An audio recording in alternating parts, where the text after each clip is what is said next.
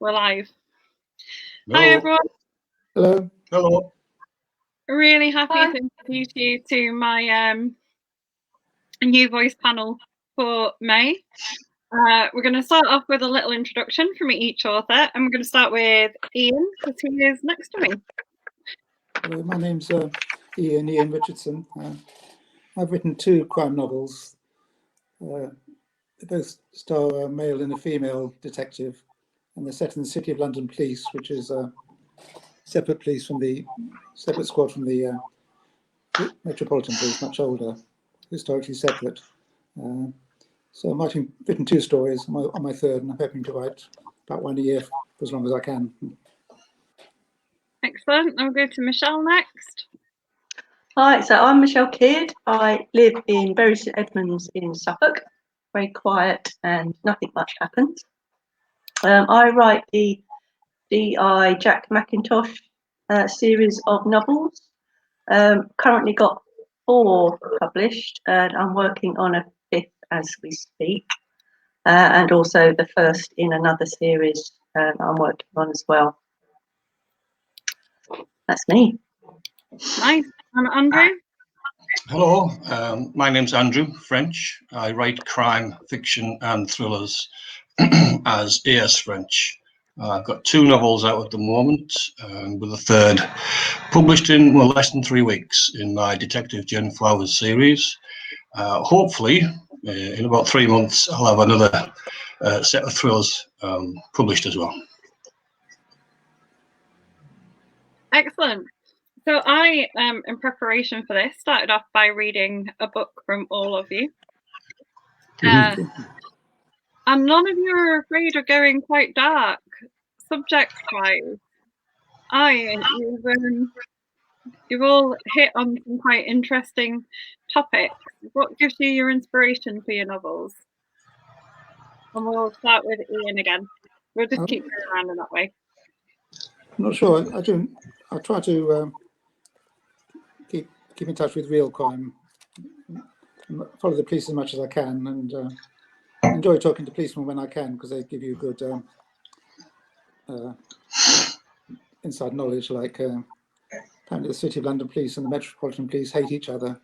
There's sort of ancient hatred, and I've put that in the book as a sort of light relief. And yes, I try to read a bit of real crime, but I don't think it can be too realistic, but try to be as realistic as you can. Nice. Michelle, what about you and your inspiration?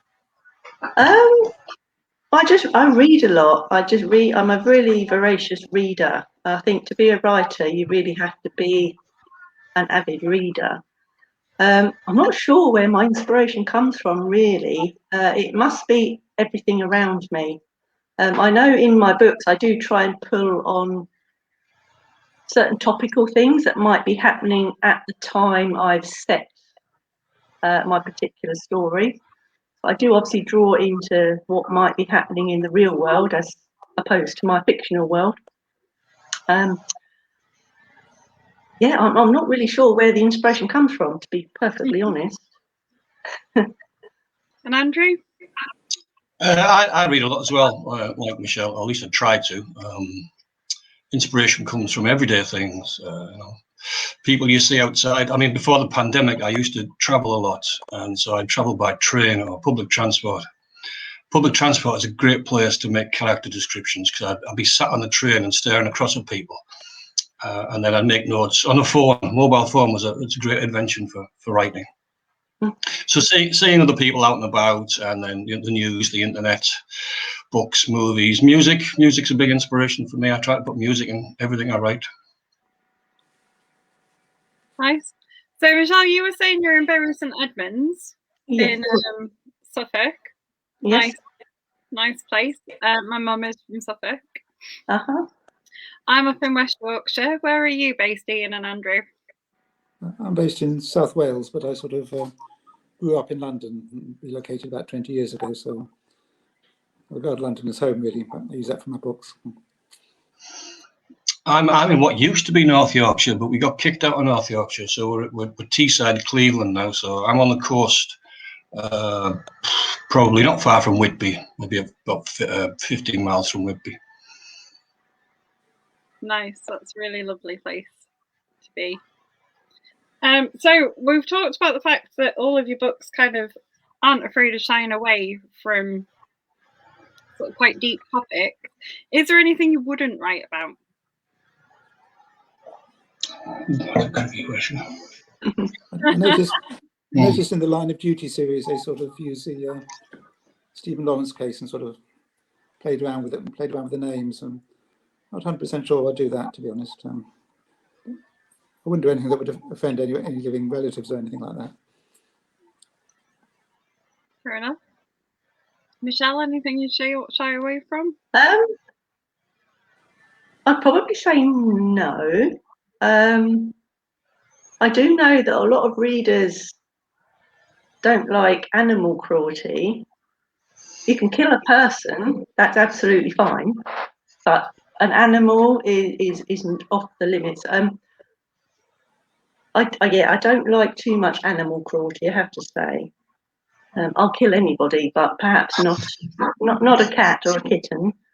I wouldn't say anything was off limits as long as you do it in the correct manner and you do it in a way that's not too shocking enough to keep it interesting, but not shocking for shocking's self, I would say. Fair enough. Andrew? No, I haven't come across anything yet that I wouldn't write about. I agree with Michelle. There's certain things that you'd have to be, you have to assess the sensibilities about what you're writing about certain areas or certain people or certain locations or times. So I think everything's can be written about, but you just have to be careful about how you put it down onto the page. Nice. So I got some comments on the stream. Sam says hello to all of us. She's admiring my mug. Which is what the UK. Throwing up a bit of merch. It's not on both sides, though, Sam. Sorry. She was like, "Is the image on both sides?" I'm answering a question. And then she's asked you all, how do you begin writing? And do you know when? And how do you know when an idea has enough scope to become a novel? And should we start with Andrew for this one? Give Ian a rest. You threw me off there. I thought I had at least a minute to think about it, and then I was just going to copy Ian and Michelle's answers. What was the question again? How do you begin writing, and how do you know when an idea has enough scope to become a novel? That's a very good question. The books that I've actually finished, which took me a long time to finish a book from start to the end, I've had the idea of the beginning and the end at the same time, and then I wrote those and then sort of put everything else in the middle to finish it off. But every time I'm writing something, I'll have an idea for something else. So I tend to put those in separate files on the computer. It might just be like a one sentence or a paragraph, or I never used to plan out my novels, but it's probably why I never finished any. But now I try to plan things, at least with a minimum amount of chapters and at least a description in each one. But a lot of my ideas tend to come when I wake up first thing in the morning, which is no good because I haven't got a computer next to me, and I don't like writing on bits of paper. So that's why the mobile phone comes in handy for me. So it's great for jotting things down. Nice, Michelle. I'm not quite so organised, I have to say. Ideas come to me normally when I'm not thinking about it. If I sit down and want to write a book, I won't write anything. Ideas come to me when I'm in the gym, walking to work, doing the washing up. When I'm not thinking about writing, I'll suddenly get an idea. I write everything handwritten anyway. I'm a longhand writer. I've got bits of paper everywhere. It's not organised at all. But these little ideas just come to me and I'll scribble them down. So when I'm actually writing a story, a book, I'll have a beginning and I'll have an end. But the bits in the middle just happen as I'm writing. I don't plan anything at all. It just happens as I'm writing to get from A to B, basically. think in my case, Sounds quite chaotic, really. Sorry. I think in my case, I tend to write something like a 20,000 word, well, longer than a short story, and then I think, oh, that's very nice. Then I've got to get up to about 75,000 words for publication. So, as an example, in one book I have sort of a businessman type criminal. It's fine, and I thought, how can I expand that? And I thought I'd give him a secretary. And I thought, what could the secretary be? Then I thought she'd either be undercover policewoman, I've had that before, or she'd be totally naive, which is possible. In the end, I gave her, imagine she was working for a rival criminal gang. That gave me a whole host of ideas and on that side. So I ended up with two major criminals, and so I ended up with a book with right length, 70,000 words or so. But I think one would still recognise a short story in the longer story, but a lot of extra characters put in. Nice. So I've got a question from Agnieszka.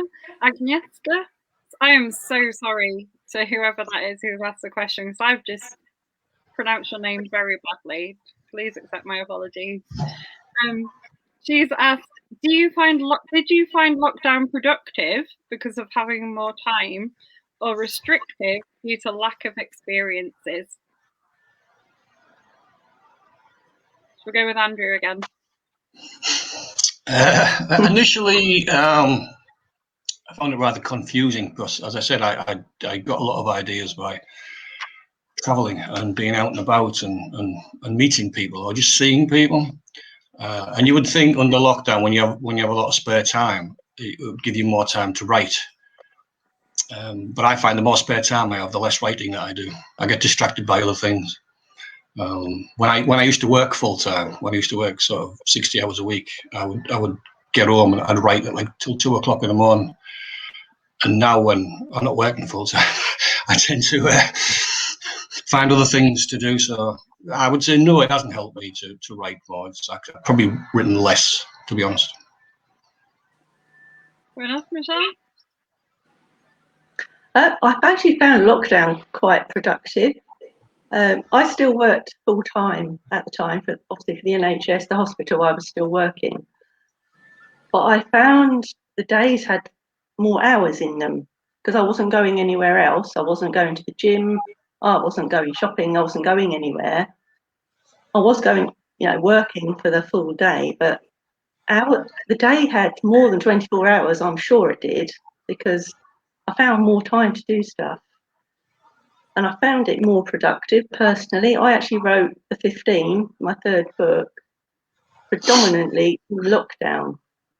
I started it in about February. The lockdown started in March.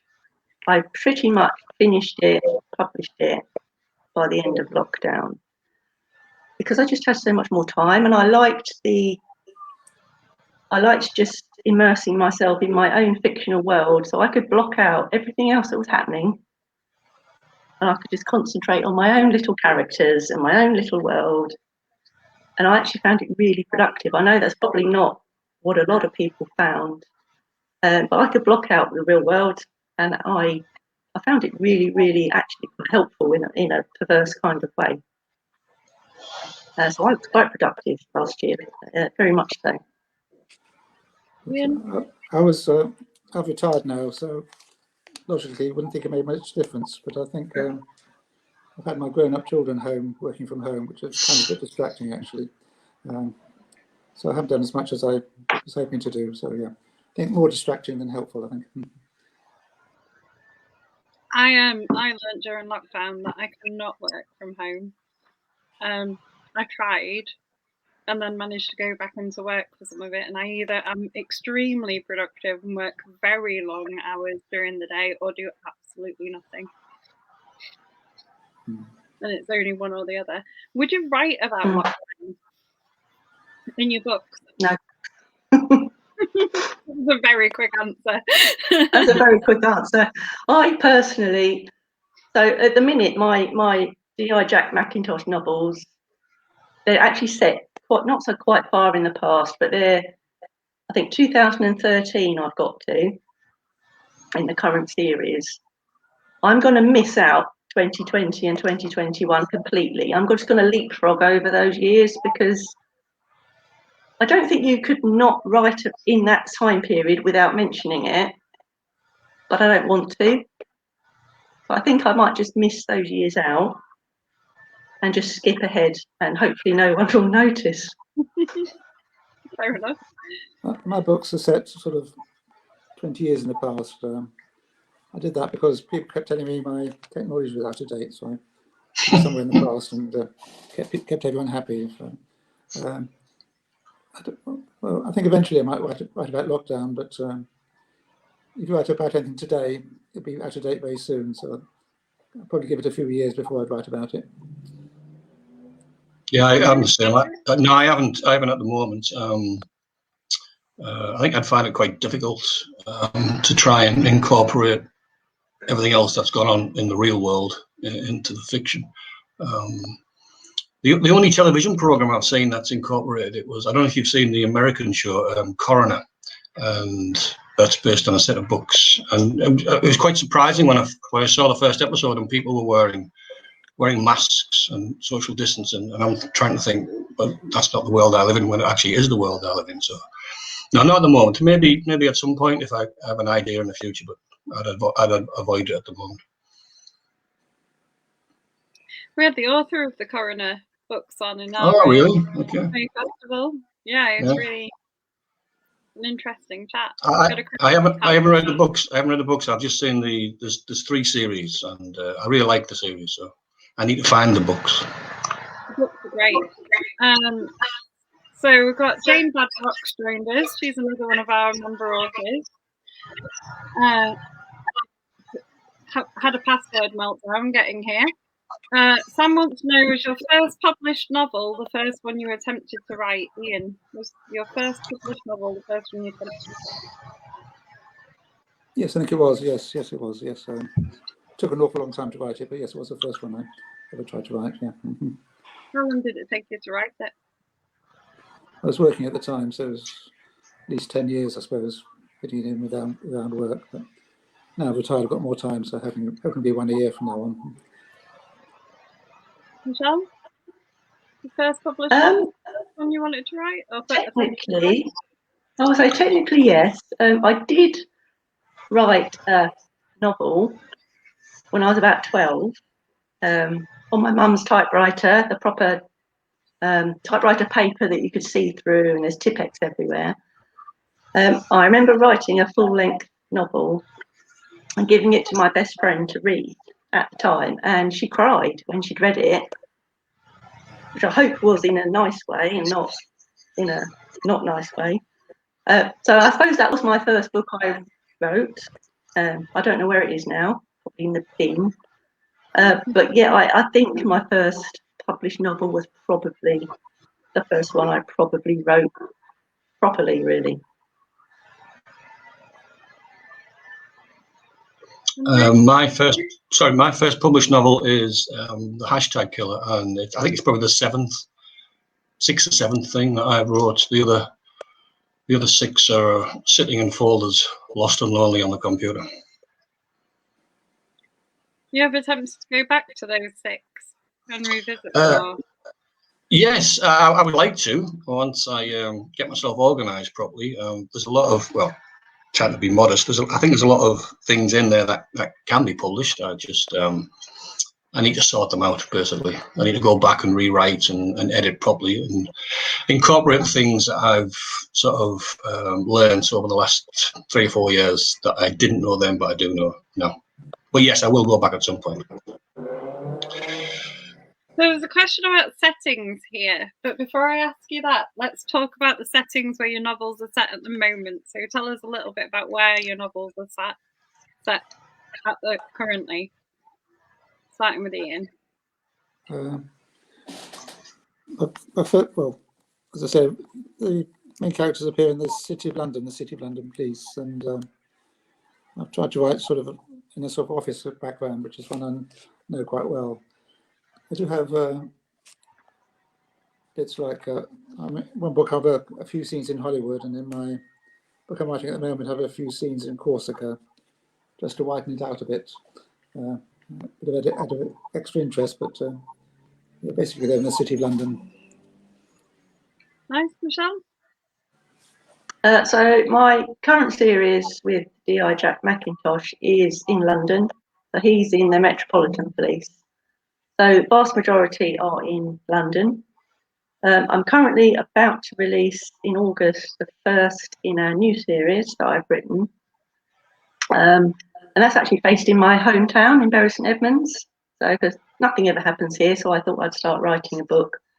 Crime statistics are going to go way up once I start writing them. So that's quite nice to write about somewhere that I'm actually living in. It's quite a fun thing to do. So basically London, and now it's home as well. Fair enough. Andrew? Sorry, my current series, my Detective Gin Flower series, are set in London, like everybody else. But I've got a thriller series coming out August or September, Astrid Snow Thrillers, which inspired by Lee Child. So the first one is actually set in Europe, and books 2 and 3 are actually set in the United States. Nice. So the question that was asked about settings is, do you have a list of settings that you would love to visit for research to use in your writing?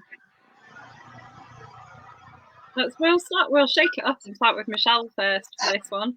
So do you have a list of settings that you'd love to visit for research for use in your writing? Yeah, so I'd go as far as possible. If it was on expenses in some way, I'd go to Australia. I've just reconnected with a pen pal that I wrote. I think we started writing to each other when we were 10.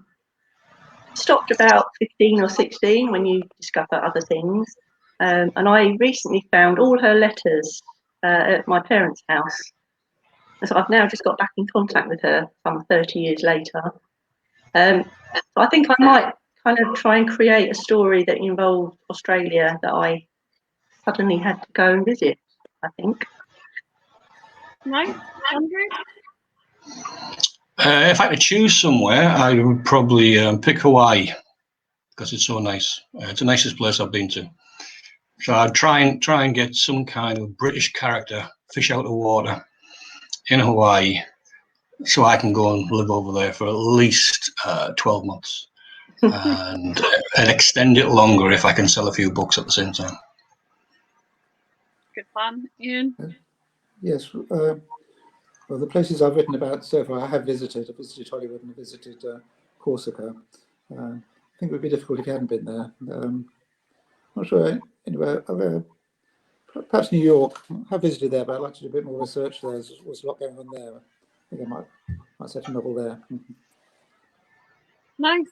Agnieszka wants to know, is there anything you wish you'd known about writing publishing? She says 20 to 30 years ago, but I don't think any of you are old enough really to have been writing. How old do we look on these cameras? Exactly. Let's be kinder and say 5 to 10 years ago. Andrew? Which I've known about writing or publishing, both, or Both. they're different things, aren't they? Writing, I don't think there's anything I could have known. You've got to go through that process of writing your first whatever books to learn your craft, and so I don't think there's something I would have gone back 5 years ago and said I wish I'd known this. Maybe planning, because I never used to plan anything, and deep down I probably still wouldn't plan anything, but I know if I plan something, even in a rudimentary form, I'll write something quicker than if I don't plan it. As far as publishing is concerned, I probably wouldn't have wasted so much time sending letters off to agents and publishers. Fair enough. Good advice. Michelle? Yeah, I think it would have been nice to have known there was such a lovely self-publishing community out there that I hadn't been aware of at all. that just support you the whole way. There's so much information and support there if you ask for it, or you know where to ask. I think if I'd have known that earlier, I might have embarked on writing properly a little bit earlier, because I just didn't know that. I didn't even know that self-publishing was a thing until I tried it. I had no idea it existed. So I think if I'd have known there was this whole self-publishing community there that could support you, yeah, that would have been useful if I'd known that a little bit earlier. Yeah.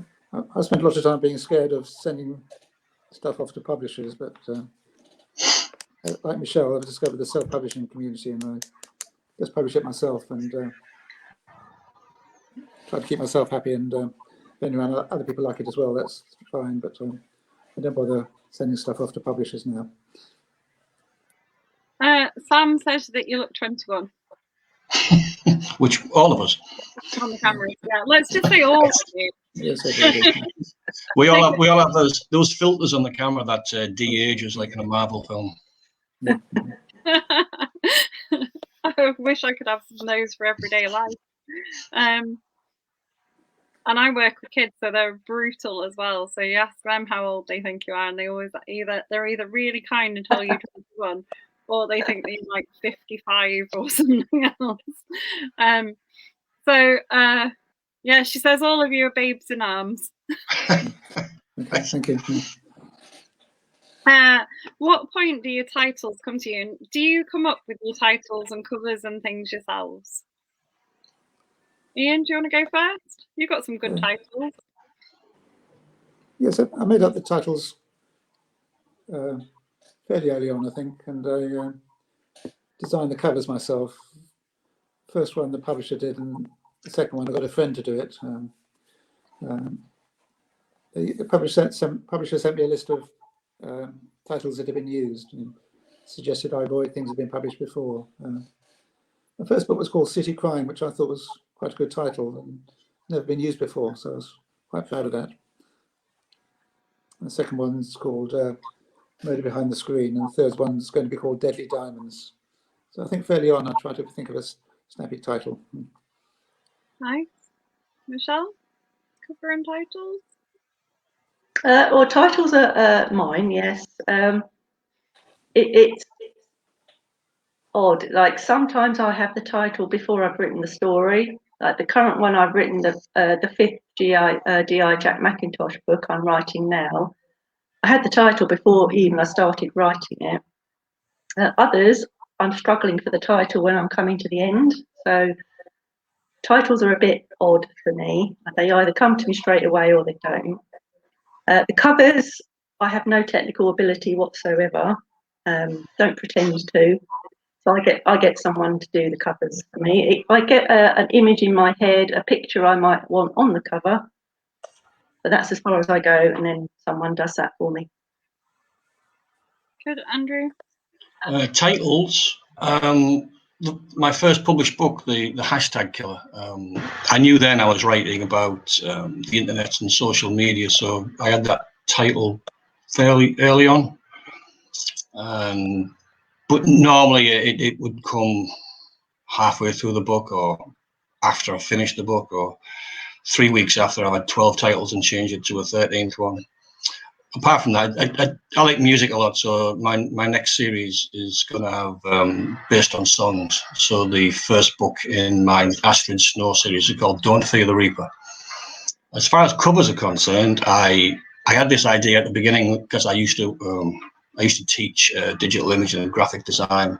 I had this idea I'd save myself some money and do them myself, until I realised I wasn't a professional designer. So now I pay someone to do the covers, and I try and match them up to the titles. But yeah, Nice. Yeah, I like your cover as well on the Hashtag Killer. It's quite unusual. it's quite striking, I thought. Yeah. So I'm going to ask you one of my favourite author chat questions, which is, would you ever make a graphic novel version of one of your books? Basically, because I'm a massive nerd and I like comics, I always ask this question. Andrew? I would love my book to be graphic novels. I also am a big comic fan. I was brought up. The first things I read were comics. I used to have massive comic collection. I had about 40 or 50,000 comics at one stage. So if I could have any of my novels turned into graphic novels, that would be fantastic. I'd like Alan Moore to do a version of some of my books. That would be all right. Michelle? Yeah, it's not something I've thought about, but yeah, why not? Yeah, who wouldn't want their characters in a comic? It's the most iconic reading matter you can have, isn't it? The comic. We all grew up with comics in some shape or form. Yeah, it'd be great. I'd love my characters to be in a comic. There are some that I think would be really great in comic form, to be honest. Yeah, I'd love it. I think yours would work quite well. They're quite visual, aren't they? Like in how they're written. Yeah.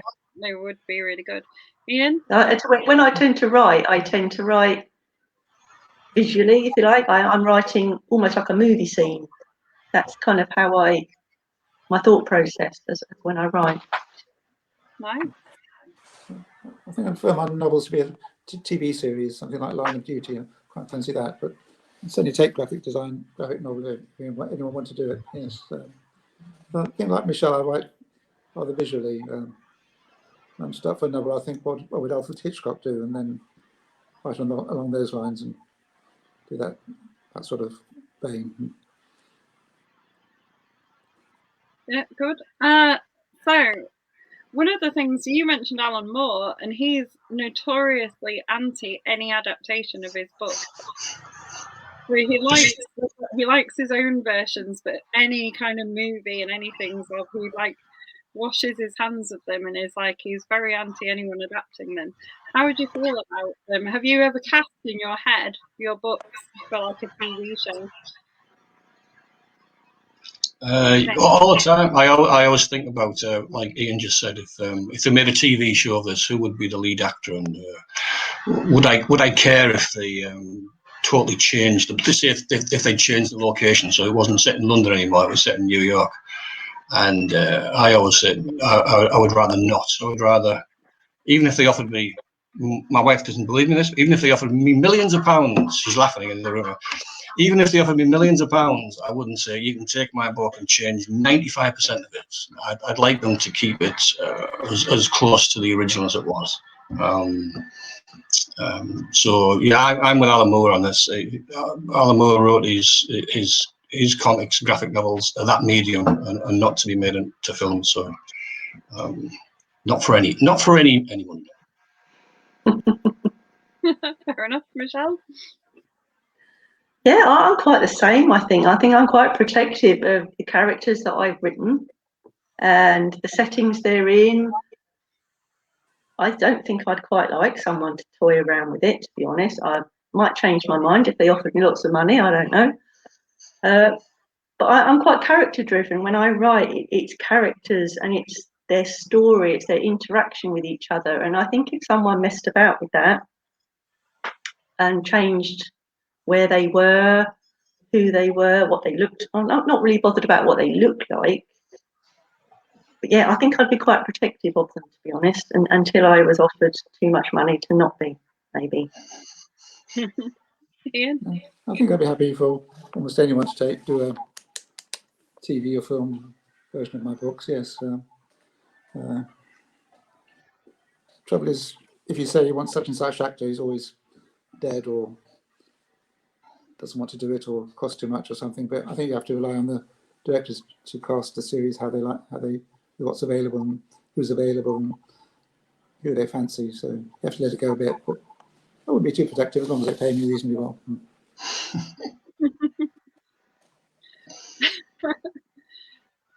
So Sam says she's never given this any thought before, but after hearing Mrs. French, hello, Mrs. French, laughing in the background, she thinks she'll sign on the dotted line and ask for a cameo.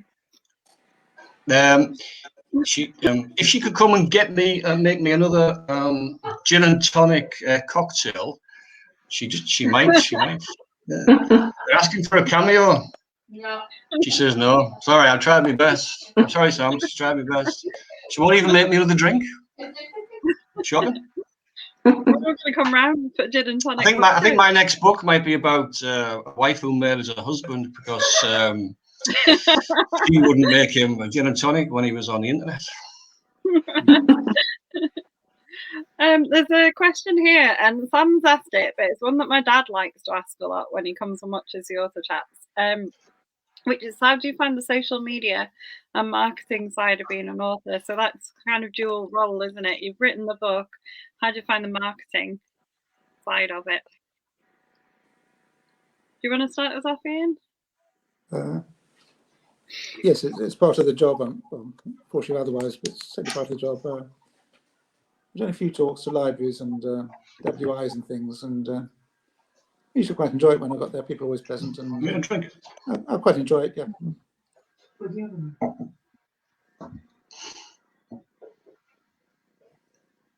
Michelle? Yeah, it's a big part. Obviously, if you self-publish, you're responsible for all your own advertising, marketing. Social media is a great avenue, but it is quite time-consuming. I do try my best, but when you work full-time as well, the spare time I do have, I like to be writing. So I do find that the marketing and advertising is squeezed somewhere else. Social media is the way to contact people, obviously, nowadays. You can't avoid it. It's relatively easy to do, but it's time consuming. It's you got your Facebook, your Twitter, your Instagram. Obviously, you can do your adverts on Amazon, however. It's just finding the time to do it and keep doing it, keeping your profile up there. I find it hard because I get distracted and I just want to write rather than go on social media all the time, really. It's difficult. It's very difficult. Andrew? I agree with Michelle. It's does that mean make that nice? It's a challenge to try and balance the time that you spend on social media and then doing your work, your writing and your editing. It is good though to connect with other people like yourselves, or to connect with readers or potential readers. I think it's fantastic for that. But like Michelle said, it's just trying to get the right time where you don't find yourself distracted too much or falling down. I recently found myself falling down the rabbit hole of TikTok, so try and avoid that if you can. This is a good time to sort of remind people of the things we can offer as well. So there's certain things that the group can offer to help you out. We do things like release day posts, we'll let people post offers. We've got a newsletter now that you can put your new releases into if you contact Ben Bruce. So just for you and any other authors out there who are watching, who are in the group, we've got things that we're happy to help with. Take a little bit of that burden off you, if we can. Yes, that'd be very welcome. Yeah. Yeah, obviously these panels as well is another good way to sort of hopefully get people some new authors to read. We've got Sam says the burning question here: you own as many books as me. I think the burning question here is: Will Mrs. French make us all gin cocktails? Because they look really nice. She won't even make me one at the moment. That's a lie. I would. Everyone would like you to make them a cocktail. Well, just place your order. Place your order, she says. Put your orders in now. The express delivery to the four corners of Great Britain. So the burning question apparently is: do you own as many books as me? How many books do you own, Kaz? I know you read a lot. How many books do you own? I own, so there's about 3,000 up here, Right. in the Hubster's bookshop, and probably another couple of thousand maybe downstairs. Right. Wow. I would say no then. I don't own that many. But I used to own 40,000 comics. So can you compete with that? I can't, no. I only keep certain comics that are mine. You go. There you go. I only keep my favourite comics. Michelle? No, nowhere near, I'm afraid. I can't even lie. I have tiny bookshelves. Well, when they're full, I take them to work. I've got a little work library in the kitchen, which I started up last year, where there's just a stack of books that you can just borrow. So whenever I'm stuck on space, that's where they end up. Currently, I don't have my own books there, which is a bit strange. But anything else I need to make room for, it ends up there. But I tend to read on my Kindle a lot now because I don't have the space to keep paperbacks. Although I do like paperbacks, I probably, if I'm honest, prefer paperbacks. But I just don't have the space for them. So I've got loads on my Kindle, but certainly not thousands, I have to say. I can't help myself. Ian? No, I don't have that many. I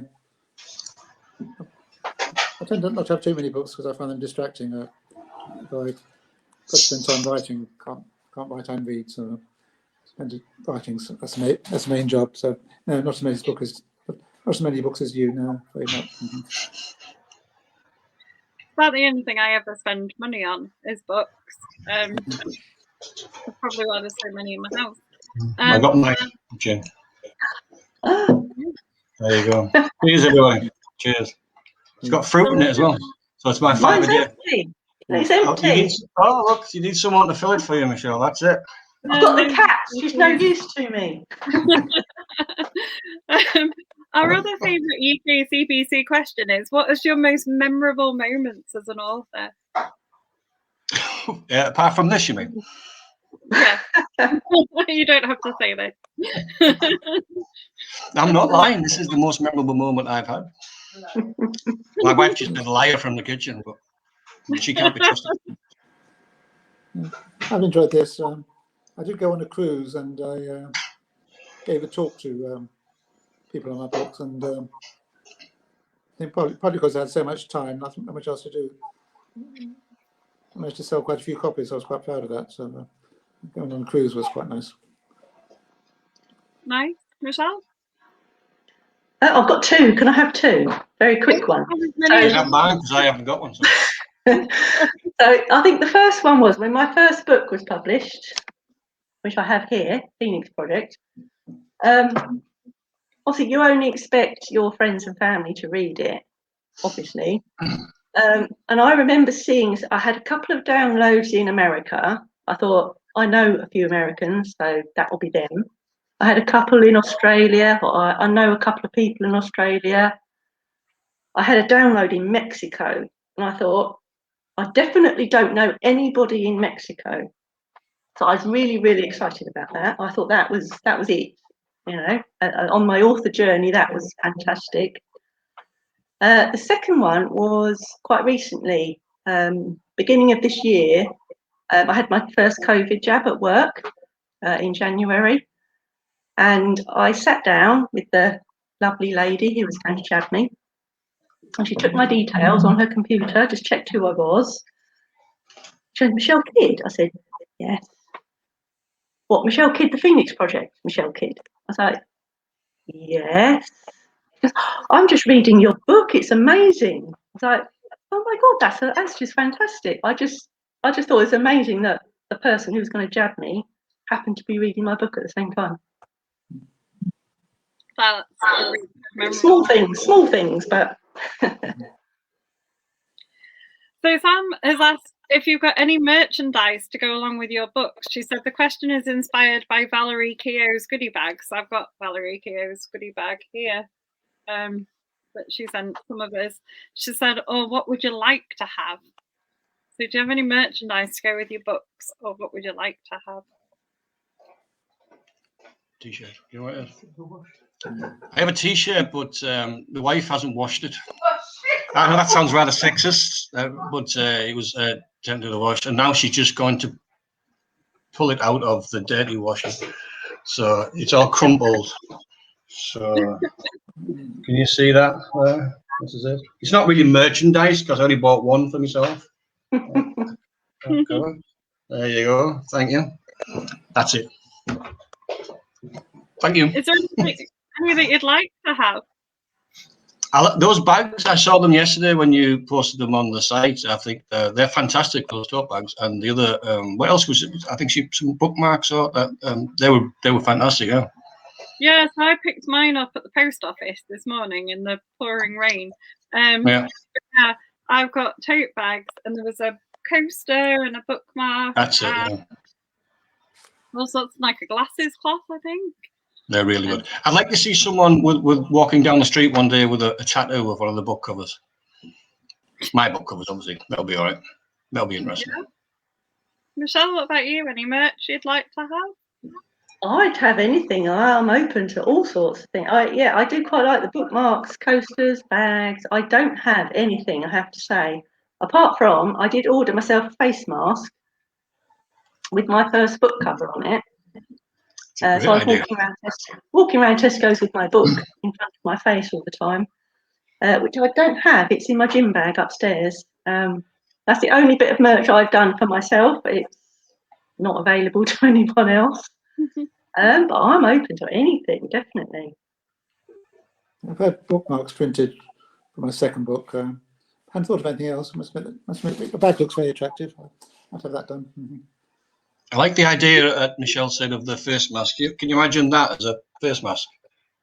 I think I'd scare people on the street. Quite scary. I think so. More than my own face. There you go. I do like that idea. The thing is, I think bookish people do like kind of things like that. I don't know about face masks, although I have a Wonder Woman face mask, so I suppose that does rub off. But I have a collection of kind of booky tote bags of like different authors, or with book type quotes or things on. So there probably is like room for like this kind of merchandise, if that makes sense. Like someone who really likes your books would carry around the book cover and things. I think it's a great idea. Yeah. I'm just going to make sure I've asked you all the questions that have come in. So we've got, have your characters got the names? This is a good one. Have your characters got the names they had when you started the books, or did they change during the writing process?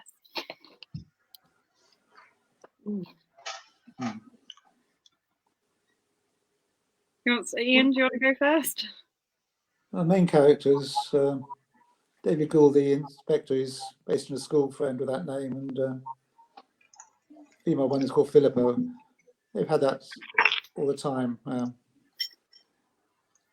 Yes, but sometimes some of the main minor characters change, and the advantage of word processors, you can just press a button and it can change George to William all the way through, which is quite fun. Thanks, Michelle. Well, some characters you instantly get their name. It's like their name creates their character almost. Other characters, I struggle with what to call them. I don't spend too much time on it. I just, like the current book I'm writing at the minute, everyone is called name 1 or name 2 in brackets until I can decide what to call them later. Some names are difficult. I get lots of inspiration. I sit and read the credits on TV programs and I think, that's a nice surname, I'll use that one. But yeah, sometimes some names just don't come to me straight away. So I won't call them anything for a while. They'll just be name 1 or name 2 in my manuscript until I get the light bulb moment as to what they look like maybe and what I think they should be called. That's a good one, Andrew. My main character, my detective inspector Jen Flowers, she has the same name, but she actually didn't start off in this book. I had to borrow her from another book, a book that I wrote, not from someone else, by the way. So she's gone through a slipstream from one book to another book. Nice. I think once you've made up a name, you've got to write it down somewhere and keep to it. Sometimes in your head you think, was it David or William? And you swap between the two. I know. I'm impressed by Michelle's technique. If I had name 1, name 2, name 3, I'd get all the way to the final edit and send it off to my proofreader and forget that I haven't changed them to proper names. And then, is it really calling them name 1? So I'm impressed with that. Oh, I've got a few more questions. So Sam says, do you use bookmarks when you're reading or grab the nearest scrap of something? A bit of both. I prefer a bookmark. I keep bookmarks for many years if I can, but sometimes I forget. I don't like turning pages of the corner of even if it's a book I've had for years and it's fallen apart. I still don't like turning the corners of pages over. So bookmark preferably. Michelle? Yeah, definitely a bookmark. I wouldn't fold the pages down or anything. I think the current bookmark I've got is a bit tatty. It's one my daughter made me years ago. Just a bit of paper. She's drawn a little cat on it, I think. And that's the one I'm using at the minute.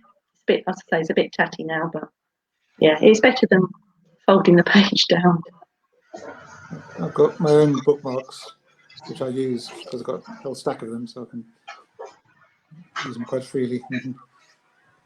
Yeah, I have a stack of UK CBC ones that I can give out to people, but I am really bad and never use. I have loads of bookmarks, but because I start reading and have about 4 or 5 books on the go, then I just end up with like whatever random stuff is nearby that I pick up and put in there.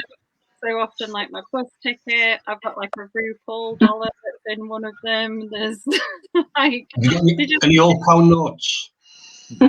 No, although I do have a collection of like bits of money that's not very useful, you know, from like places I've travelled. So I think I've got like a 10,000 Turkish lira note, which isn't even valid currency anymore. Agnestia says, do you find you're more attached to the villains or the hero characters? Lots of people like a really good villain, don't they? It's a good question. Mm. Do you want to answer it, Andrew? Was it better? I think in my own books, I think it's mainly who is the protagonist and who is the antagonist. There's a couple of books where I've tried to balance out that it's not that simple as which one is which. It's not black and white. But I think if you're gonna write a series of books, that you need to write strong. I mean, they all need to be strong characters, but if you're gonna write a series of books, then your hero has to be a hero, even if they have shades of grey in there. So I'll go for the hero over the villain. Michelle?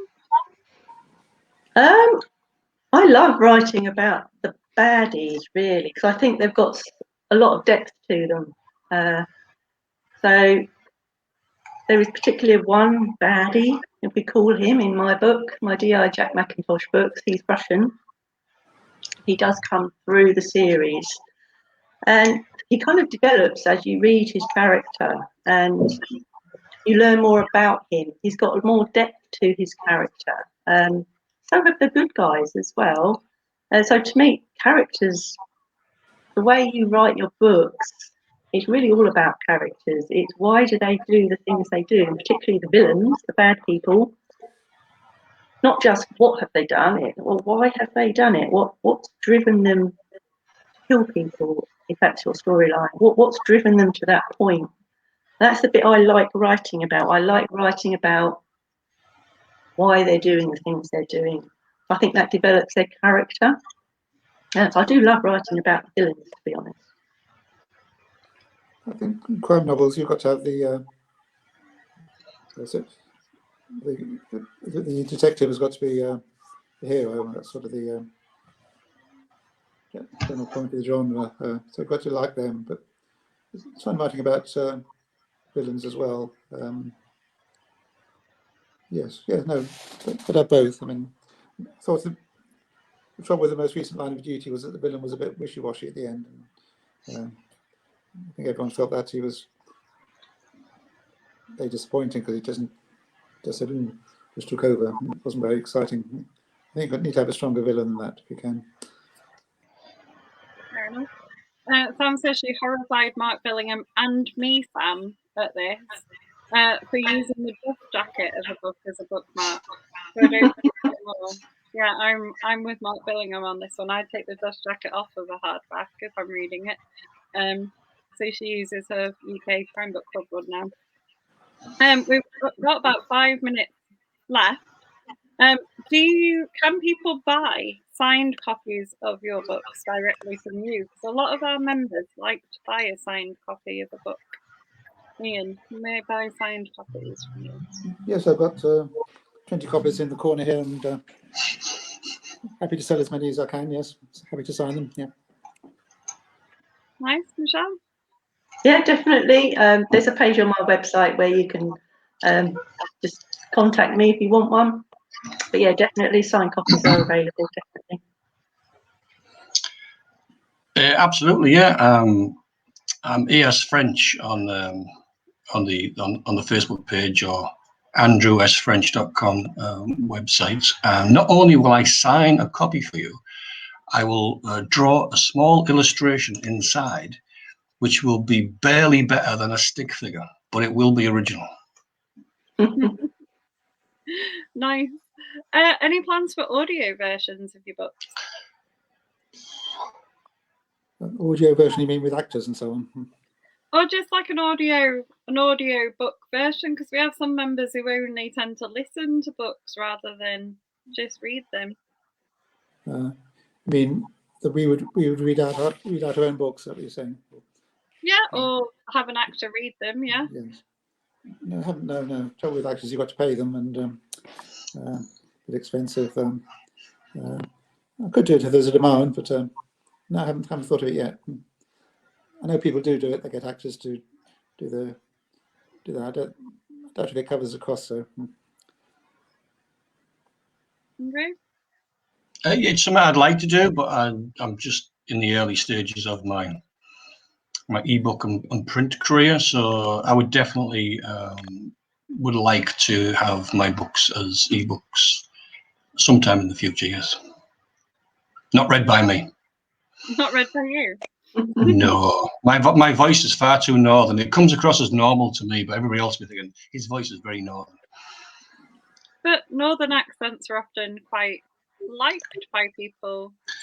Well, my wife says it's very sexy, so I assume everyone else would like it. But I don't think I'd be very good doing the female characters. Somehow. Michelle? I'd love to have mine. Yeah, definitely something for the future. It's on my to-do list. But again, it's one of those things that have I got time to get my head around how to do it. I know Amazon Audible is a big market. There are lots of people who do subscribe to it. So it is something for the future, but at the minute, yeah, it's just on the to-do list. Sam has said, Andrew, I think, that she'd offer to read for you or all of you, but all of your characters would have to be Mancunian women. Absolutely. I love Mancunian women and Mancunian men. You know, I love Manchester. So I would take some up on that offer anytime. She also said, thank you all for a brilliant hour. She's had a good laugh and has more books to buy now. Thank you very much. But to finish us all off, just reminders. So we've got 2 minutes left. We'll go around and just finish us off with a reminder. If you've got a book cover, show it off. Just give us a reminder about yourselves and your books to finish, starting with Ian. My 2 books. The first one's called City Crime. I think you can see behind me. And the second one's called Murder Behind the Screen. They're both available, and yeah, that's my time. Nice. Michelle? I've got 4 in my D.R. Jack Mackintosh series at the minute. I've only got 3 here. So I've got the Phoenix Project is the first one. We've got 7 Days is the second, and then we've got the 15 is third. I have got the Bishop, but my dad's got my only copy at the moment. So yeah, they're all available at the moment. I'm working on the 5th. Nice. And Andrew? Okay, my first book was the #Killer. The second book in that series is Serial Killer, and the third book is Night Killer, which comes out at the end of this month. If you want to buy them direct from me, signed paperback, not only will I sign it and draw a badly drawn stick figure, I'll get my wife to insert her recipe for Mrs. French's gin and tonic cocktail. No extra charge.